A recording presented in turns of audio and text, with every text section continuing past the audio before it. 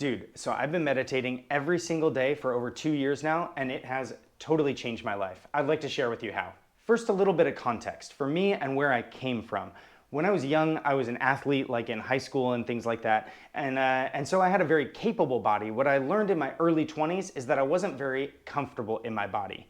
So, for example, I couldn't sit on the ground and be comfortable, and it's just because my hips were too tight and I hadn't practiced mobility things often enough. So I was very capable and strong and relatively fast, but I wasn't comfortable in my body, and that's when I found yoga in my earlier 20s.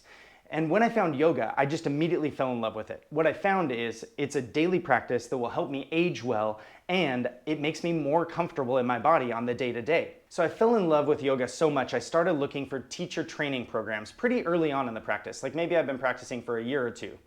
About 15 years later, I finally found a teacher training that would work with my schedule as a full-time teacher in schools. What I didn't expect is when I started that yoga teacher training, I immediately just fell desperately in love with meditation.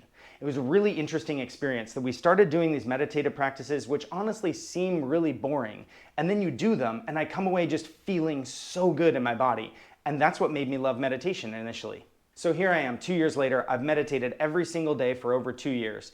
And I'll be honest, a lot of those meditations are like 5 minutes at a time. Maybe in one day I do 2 or 3 5-minute meditations. Maybe in one day I do 40 or 60 minutes of meditation, just completely like in one stretch. And either of those, I would say, I've just meditated every single day. Some of those experiences are super satisfying and some less so, and that's great. But here are the things that I've noticed that have changed completely in my life in the last 2 years. Number one, I am a happier and healthier person. I would chalk this one up to the fact that I have a lot more self-control.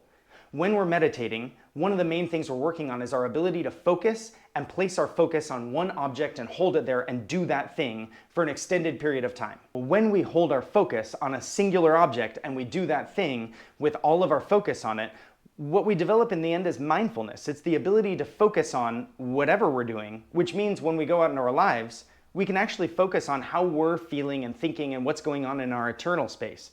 And when you understand what's going on within you, you can make better choices in response to other people or other situations. In response to health and happiness, this means in the morning when I consider, do I really want to work out this morning, or do I want to choose to do something else with my time? Well, through mindfulness, I know it's actually better for me if I choose to work out in the morning. I'll just be a happier and healthier person with not wasting my time like that. And so that self-control that we develop through focus meditations turns into mindfulness, and that turns into happiness and health. The second thing that I've noticed that has totally changed in my life is that I am both a better person and I'm more intentional in what I do. This is kind of an extension of the first thing I noticed. I'm happier and healthier because now that I have more focus and mindfulness, I make better choices for me. But this step is kind of because I have more focus and mindfulness, now I can make better decisions when it relates to other people as well. So I make better decisions, just that I don't hurt other people as often. I'm aware of the effect of my choices more often.